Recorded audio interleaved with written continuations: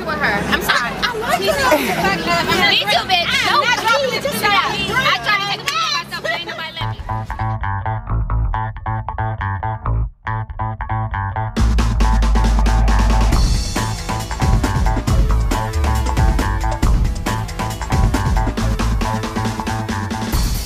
On se balade sur Ocean Drive. Juste en face, il y a la plage. On rencontre de très belles personnes. Là, en l'occurrence, il s'agit de Mila Jasmine, vixen de dingue, j'ai envie de dire, the craziest vixen I ever met. Elle est vraiment magnifique, vous pouvez le regarder, hein, sa sculpture plantureuse. Comment tu vas, Mila ? Ça va, merci, et toi ? Ça va très bien.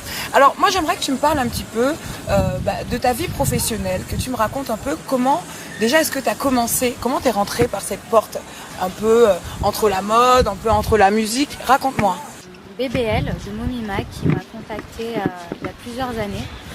Au tout début, j'avais pas du tout confiance en moi. Il m'a dit t'inquiète pas, ça va le faire, je vais mettre tes formes en valeur, je vais bien t'exposer, fais-moi confiance.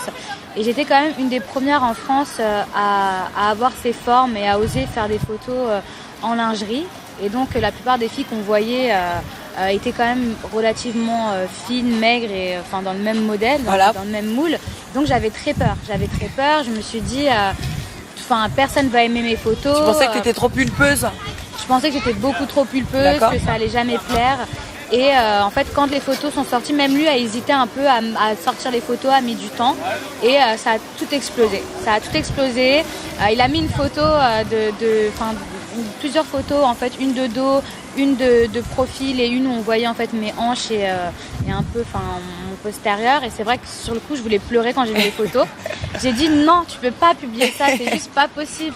Non, je veux pas. Et en fait, j'ai eu le plus de commentaires, de likes. D'accord. Et ça a tout cartonné en fait. Et, est-ce que ça t'a aidé à assumer ton corps ou... Je l'assumais pas du tout. J'aimais pas mes formes. D'accord. Je me trouvais trop en forme. Les filles ricanaient, disaient que j'avais des trop grosses fesses, que j'avais des trop grosses hanches, que mon corps n'était pas proportionnel. Et au jour d'aujourd'hui, ces filles-là se font injecter les fesses, refaire les seins. C'est marrant. Voilà, c'est marrant. Finalement, c'est marrant. Voilà. Alors, tu voyages quand même par rapport à ta profession. Comment ça se passe pour toi à Miami ? Parce que je sais que tu viens souvent ici aussi pour shooter. Comment ça se passe un peu ici ? Qu'est-ce que tu penses de l'atmosphère qui règne sur Miami, plus particulièrement ?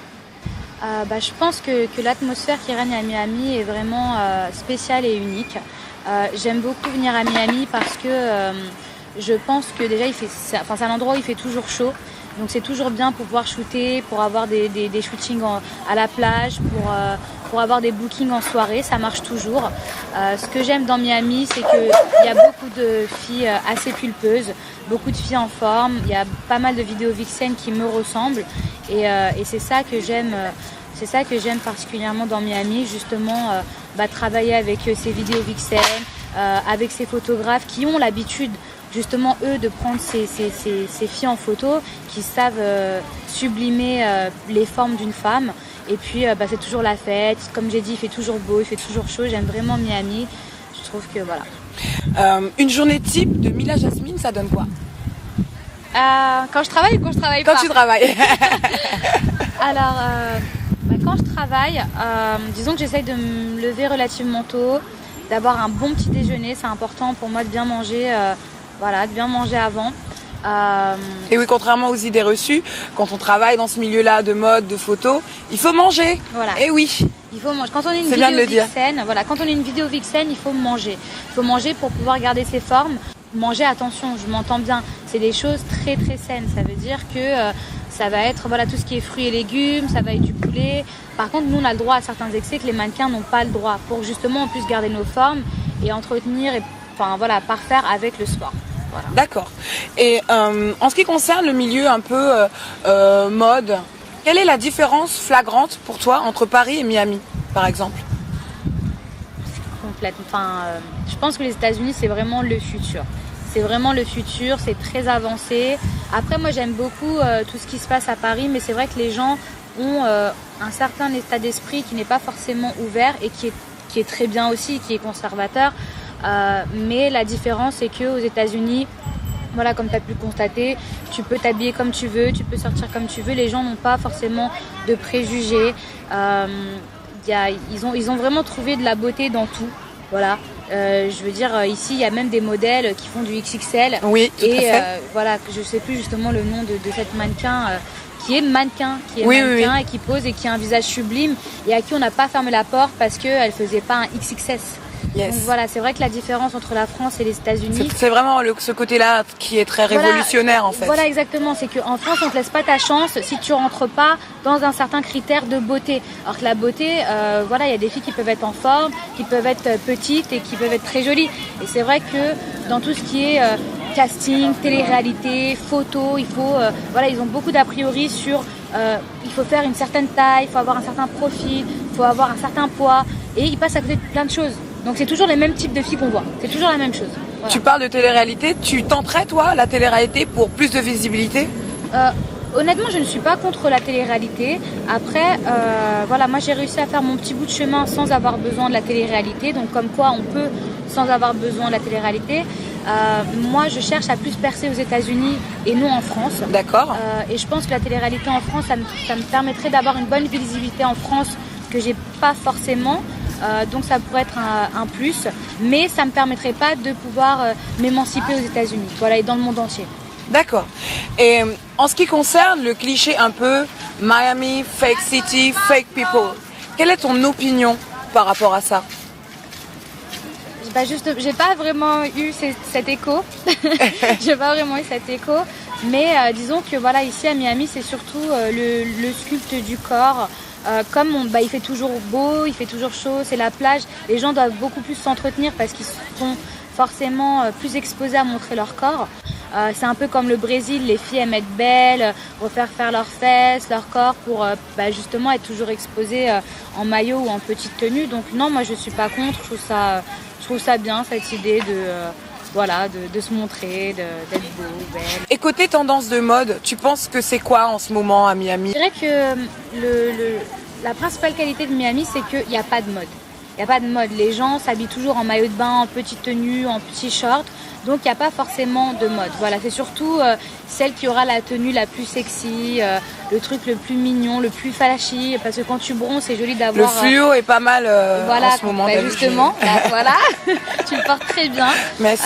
Donc ouais, je pense qu'à Miami, il n'y a pas spécialement de mode particulière, juste ce qui est le plus court, voilà. D'accord, très bien. Et j'ai remarqué aussi que tout le monde est tatoué à Miami. Justement, en fait, la plupart des vixens sont tatouées. Elles ont toujours un petit papillon par-ci, un petit truc par-là. Voilà. Qui donne le petit côté sexy qu'on recherche peut-être. Voilà, après, oui, sexy, ça dépend sur quel point de vue. Moi, je suis vraiment pas du tout pour le tatouage. D'accord. J'aime pas du tout, mais après, c'est vrai que sur les autres, je trouve ça joli. Mais sur moi, je trouve que non, parce que, voilà, j'ai déjà... sans prétention aucune, j'ai déjà peut-être des choses que je mets assez en avant et je trouve que les tatouages ce serait un plus et sur certaines personnes ça a tendance à faire vulgaire. Je vois ce que tu veux dire, ouais. Donc moi je suis pas pour. Après il y a beaucoup de vixens qui justement contrairement au modèle classique de base où tu dois rien avoir, tout ce qui est voilà extension, faux cils, faux ongles, c'est vrai, ils sont vraiment contre. Mais par contre les vidéos vixen appuient sur ça, sur tout ce qui est fossile. Je peux donner un exemple comme Black China, tu vois, qui a été aussi modèle vixen.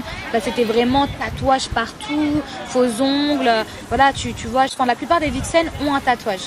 Juste avant qu'on se quitte, est-ce que tu aurais un petit message pour toutes ces filles qui voudraient faire comme toi mais qui n'osent peut-être pas comme toi au début tu hésitais? Qu'est-ce que tu pourrais leur dire, celles qui nous regardent actuellement?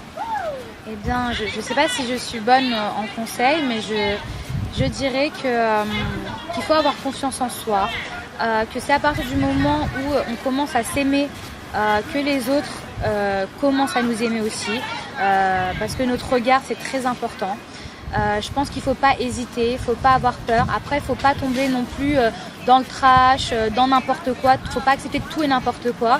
Bon, après, chacun est libre de faire ce qu'il veut. Hein. Bien sûr. Mais c'est vrai que si on parle de vidéo vixen par rapport à moi, ce que je fais, je pense qu'il ne faut pas hésiter. Quand on a des rêves, faut les poursuivre. Faut y aller, faut foncer. Après, il n'y a pas de secret. C'est un travail, c'est dur. Faut se battre. Ça tombe pas comme ça. On the treadmill, marry her. A lot of squats and run on the treadmill. I want to marry her. Me first, Fuck, if my boyfriend ever fucks